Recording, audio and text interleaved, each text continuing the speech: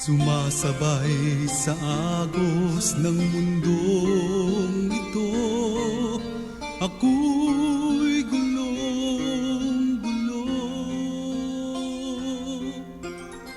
Tuburan sa panalangin, kini nga programa gimugna sa East Coast Gospel Mission, alas 6 hangtod alas 6:30 matag adlaw, aron ikaw matabangan nga maangkon ang tinuod nga kalipay, katagbawan ug kasiguruhan sa kinabuhi, ug nga kahatagan sa kasulbaran ang naghingapin nga mga kabalaka, problema, mga pangutana nga sa dugay ng panahon nakahasol pag-ayo kanimo. Busa paminaw ug sa Dios ikaw panalanginan. Maayong buntag sa tanan, dalaygon ng Dios sa oportunidad. Once again, nagihatag niya kanato nga makapakiguban ako diya kaninyo alang sa ato ang morning devotion og higala akong pag-ampo og handom unta kamong tanan nga nagapaminaw karon ini nga maong buluhaton, anaa sa maing kahimtangan, anaa sa maing pagbati, anaa sa maing panlawas og ang Dios makaplagan gyud nga maayo diya sa inyong kinabuhi. Magaampo na kita.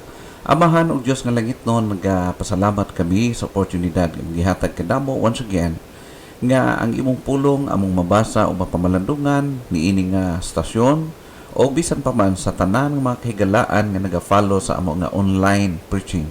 I pray o God nga ikaw mga panalangin, mga gamit sa imong pulong sa pagpahibalo kanamo, pag-convict, pag-challenge, pag-rebuke o sa tanan nga gusto nimong himuong ministry sa imong pulong nga ni sa among kasing-kasing. Tabangi o Dios ang matag usa nga na ang kalipay, ana ang mapaubsan nga kasing-kasing sa pagpaminaw, pagdawat sa mensahe o tabangi ang matag usa Ginoo. Tabangi kami sa pag-apply niini nga na sa among kinabuhi. Kini akong gitugyan diha kanimo o Dios sa ngalan ni Jesus. Amen. Higala ni ini nga higayon karon, usa ka padayon nga pagtuon atong hisgutan. Nagahisgot kita about sa kapungot, kasuko, no? O ini nga buntag tutukan na to, put away anger and wrath. Put away anger and wrath.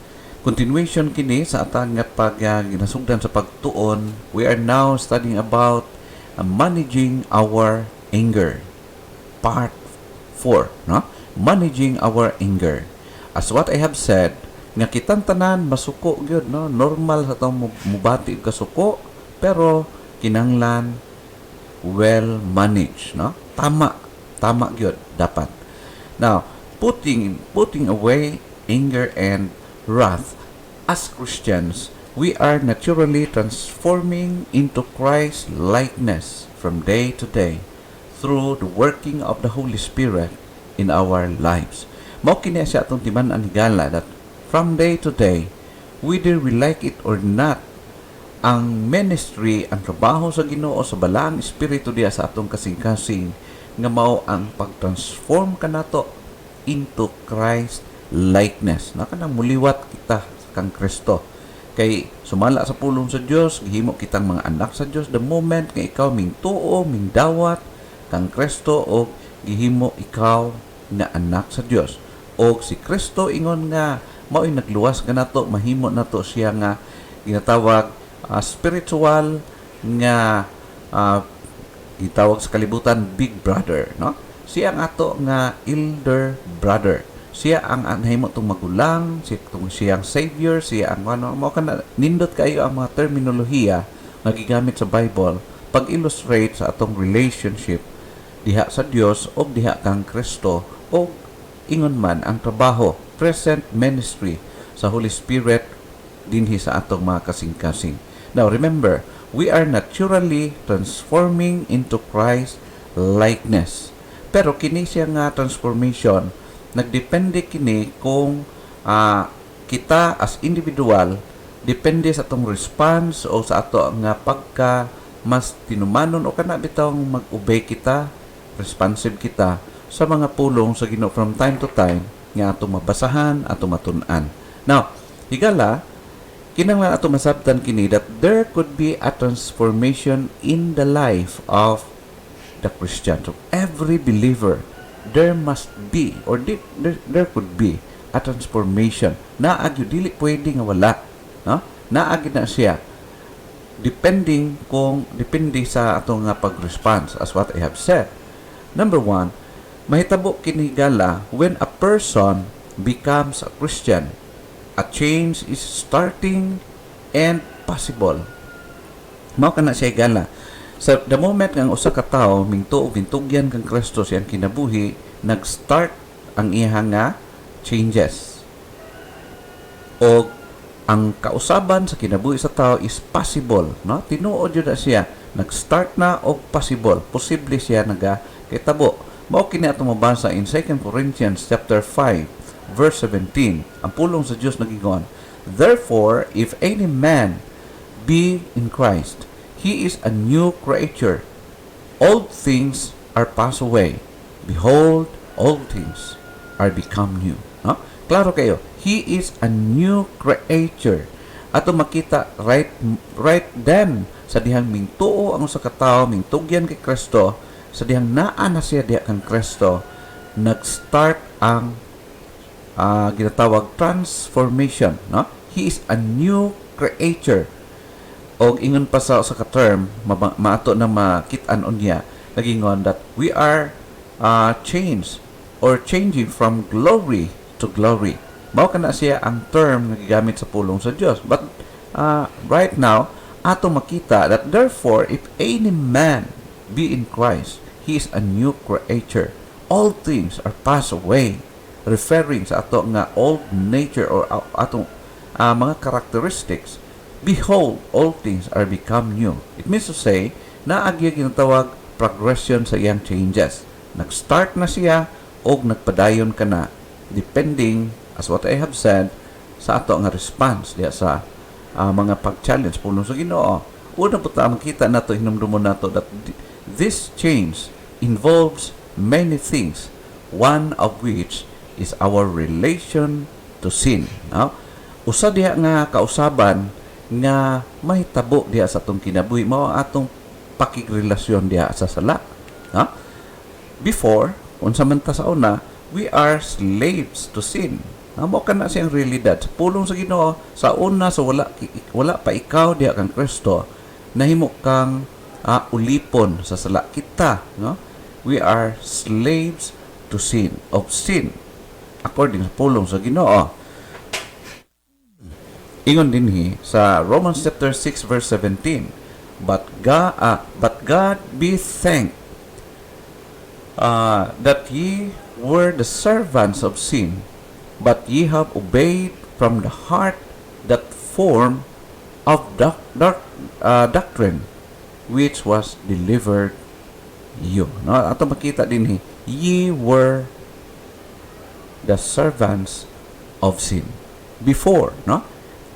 Mao kana siyang atong kemtangan. Nahimo kita sa una nga servants sa sala, no? Kitang tanan. Mao kana siyang atong natural nga kemtangan before.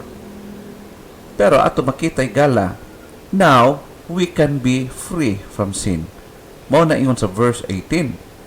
Being then made free from sin, ye became the servants of righteousness. Makita nimo gala ang changes. From verse 17 ato makita nga sa una we were slaves of sin, no? Ulipon kita sa sala. Pero pag abot sa verse number 18 ato makita we are now made free from sin. Bot pasabot nga nalugtas na ang gapos sa sala dinhi tong kinabuhi. And kung sa una nag-serve kita sa sala, servants kita sa sala, karon nahimo kitang servants of righteousness, servants of God. Ikaduha atong tiban-an that this does not mean that we cannot or we do not sin. Wala na pasabot, di na yun ta masayop, di na ta kasala, no? Dili na mo pasabot ni Apostle Paul. The only that we do not have to sin, no? We do not have to sin. Dili ta magpakasala. Bot pasabot ka ng dili na mao ang natural natong pagkinabuhi, ang pagkinabuhi nga sa dili tama. Kung masipyat man pero dili gyud nga mao na atong gikinabuhi. No? So mao kana siya higala, taas ang passage pero di nato na usa-usa kay mahutdan kitag panahon. Pero kung basahon nimo higala diya sa Romans chapter 7 verse 14 down to verse 24, makita nimo ang unod ni ana, no? Ikaduhang butang, we are now free to present ourselves to God, to serve as instruments of righteousness. Mao kini siya ang klarong gisulti sa pulong sa Ginoo. Nga kung sa una, servant kita, slaves kita sa sala, pero karon nahimo kitang servants of righteousness or of God.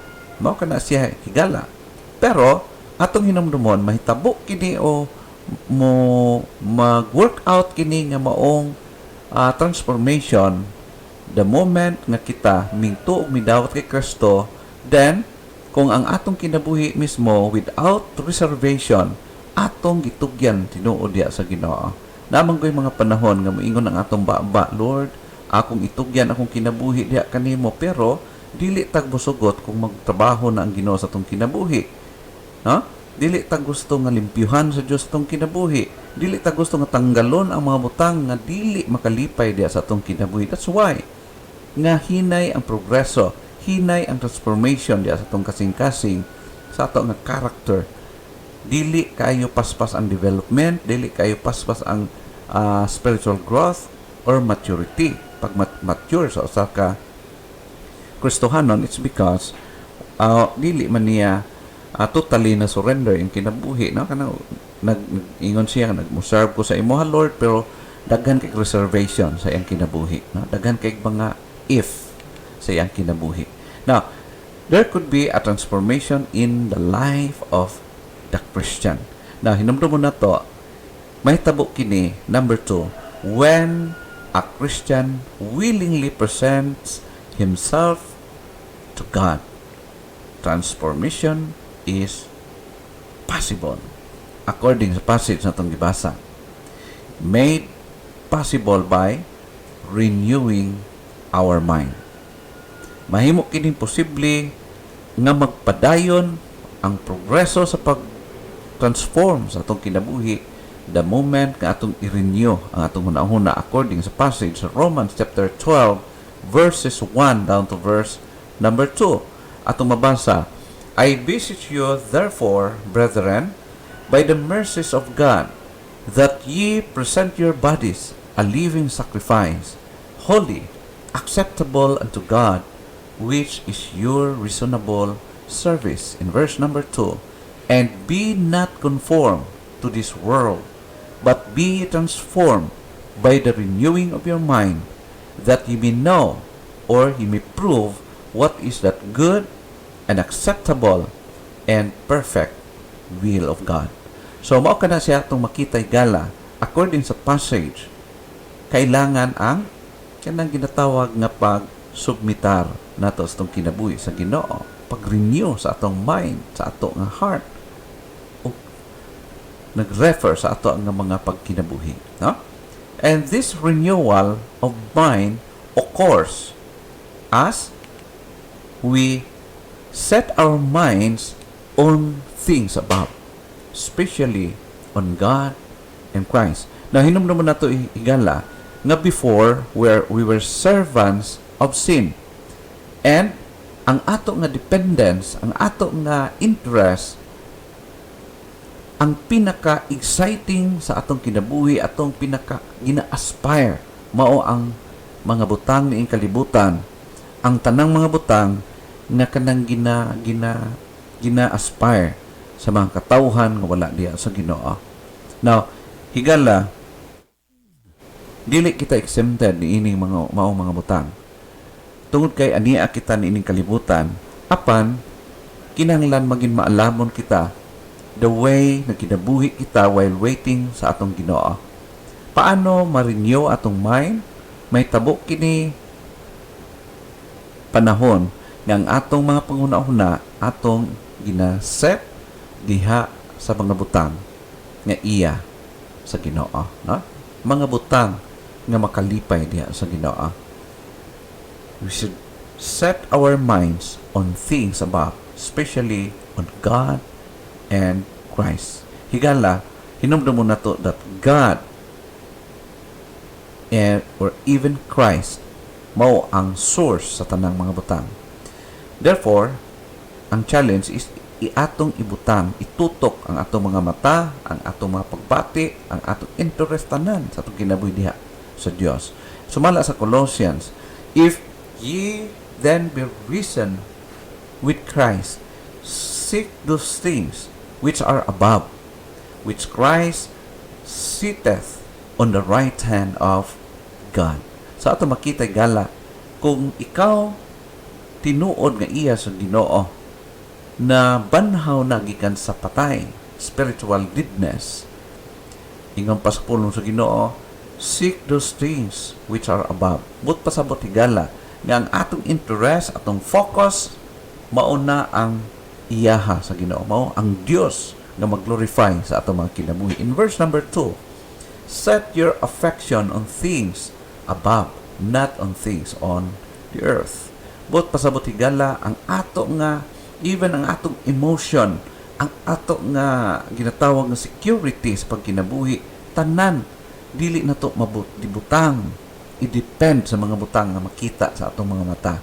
Of course, I do not say nga dili nimo i-enjoy ang mga butang ning kalibutan na, kay mintras ni apakita ning kalibutan na higala, kailangan na to og adunay gihatag sa Dios nga pribilehiyo nga ma-enjoy na to kana ang mga butang, depending apan wala nagpasabot nga mahimo kitang slave or captive ang atong focus, atong interest niinin lang kalibutan, unya less or maybe mawala gyud ang atong interest diya sa buluhaton sa Ginoo, sa about sa Ginoo, no?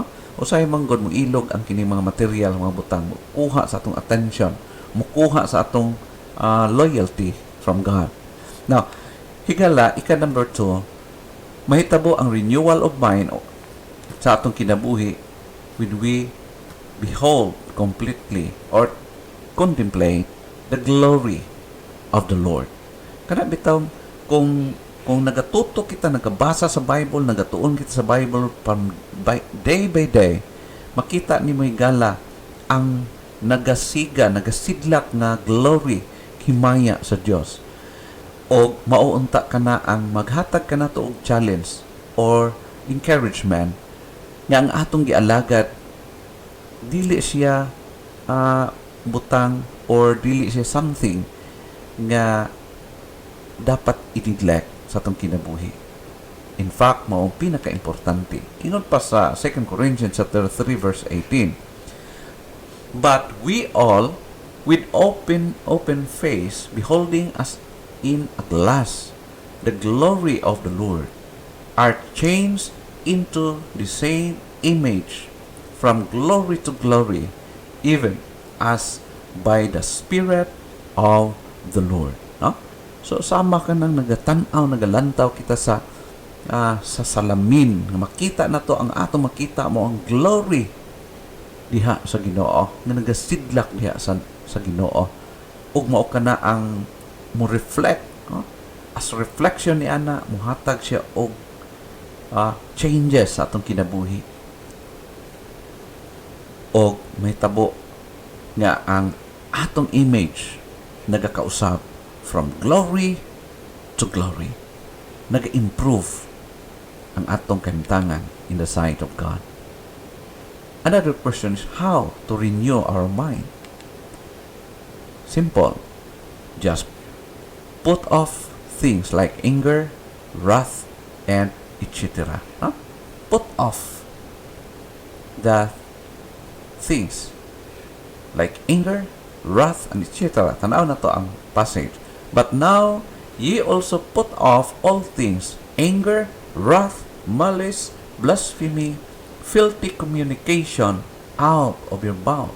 In verse 9, lie not one to another, seeing that ye have put off the old man with his deeds.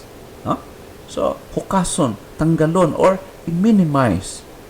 Di man yun siguro na mabigla, pero at least may improvement, no, sa atong kinabuhi. Depende sa atong pag-respond sa mga challenges gihatag sa Ginoo from time to time. No? Mao kana siya gala. Ye also put off all these things. Kung dili lang kini anger and wrath, of course daghan pag i-mention. Pero ang atong gitutukan is mao kini siyang duha, no? Number 2, to put on things like kindness, love, at the peace of God.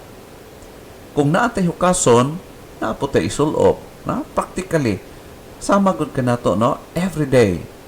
No, napagani uban hasta sa isa ka adlaw kapila pa mag-ilis, no? Unsa man ang natural nato nga ginahimo sa atong physical nga bahin. Paghugaw na ang atong sinina, i-put off siya, hukason siya, tapos pulihan. No, dili pwede nga di na pulihan. Pagkuhaon ang bad, pulihan og nindot or kanang limpyo. Kung kuhaon ang sinina nga bad, hugaw, pulihan na siya og limpyo, bag-o og limpyo. No, di man siguro bag-o tanan, pero limpyo. Ambot pasabot, kinahanglan adunay replacement. Ha? Pag matanggal ang bad character sa atong kinabuhi, bad nga kinaiyahan, pulihan na siya og bag-o. Ha? Mo na ingon sa verse 12, put on therefore as the elect of God, holy and beloved, bowels and mercies, kindness, humbleness of mind, meekness, long-suffering. Verse 13, forbearing one another and forgiving one another, if any man have a quarrel against any, even as Christ forgive you, so also do ye. No? So, ang pag-forgive na to, sama, kupyahon na to, ang pag-forgive sa Ginoo kanato. No? So, usahay man gud ang atong forgiveness is na with kuan ba, gina-count na to, gina-ihap na to. Pero si Jesus Christ, ang God, wala gyud siya nag-ihap sa atong mga sala. The moment ka ikaw mingtugyan, mingtuo kang Kristo, salig ka niya nagsinulsol sa imong mga kasalanan, wala na niya giihap ang imong sala, gi-erase niya, gi-forgave ikaw niya, no? Kaya mo na ingon na, even as Christ forgave you, so also do ye. So ingon ana higala, ato makita ang concrete kaayo nga pagtudlo sa pulong sa Ginoo. In verse number 14, and above all these things, put on charity, which is the bond of perfectness. No? Charity, ang love. And verse number 15, and let the peace of God rule in your hearts, to the which also ye are called in one body, and be ye thankful. Praise God. Mao kana siya ato makita igala, kung naay i-put off, naay i-put on, or something new. No? These things which in themselves prevent anger and wrath from becoming a part of our lives. Pareha bitaw sa naghukas ta sa atong sinina ng hugaw, gitanggal na to kana nga sinina kay baho, hugaw, no? Gitanggal, kuha na to siya nga aron dili maging part sa atong kinabuhi. No? Mao kada siya gala ang principle. Especially the peace of God, which if allowed to rule in our hearts, will give us the inner calm and harmony we need in trying times. So, human ma-put off ang mga bad things sa atong kinabuhi, we need to put on the peace of God. Kabalo kay gala, kung ang ato nga kinabuhi, ma-follow lang nato, no? I-put off ang bad, i-put on ang maayo, gikan sa Ginoo, mo result siya og inner calmness and harmony bisan pa man sa usahay mga lisod kaayo nga mga sitwasyon sa kinabuhi. We can be humble and we can exercise a spirit of forgiveness.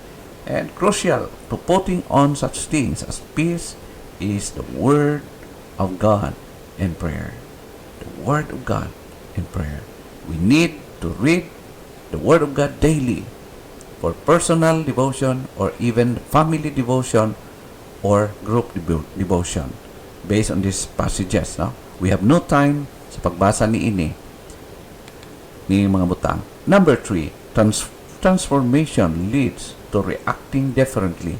Kung unsa ta nag-react sa una sa mga butang, nagakitabo sa kinabuhi, adunay ginatawag changes. Even as Christians, before we are transformed. We will react according to the works of the flesh with anger and wrath. No? Pag naisitwasyon, flared up na yun. Mauna kita sa una. Pero hinumdum mo na ito igala, but the more we are transformed into the image of Christ, the more we will react according to the fruit of the Holy Spirit, which is kindness, gentleness, self-control, and etc. in Galatians chapter 5 verse number 22 and down to 23. Makita na ito igala nga depende na siya kung atong gihukas ang old nature na to, kana gitawag na ato nga mga bad characters atong kinabuhi, atong gialaw ang Ginoo nga tanggalon niya kana, pulihan na to og something new, bag-o gikan sa Holy Spirit. So nagaka-improve kita, nagakagamay ang bad na to og nagaka-improve ang atong mga goodness sa atong kinabuhi. That's the principle nga makita nato igala. Therefore, the challenge for us is put away anger and wrath. Hinaot higala nga gi-bless kamo sa pulong sa Ginoo, dini nga kabuntagon karon akong pag-ampo nga kamong tanan gipakiistoryahan sa Ginoo, kitang tanan, no? Maka-learn from this passage.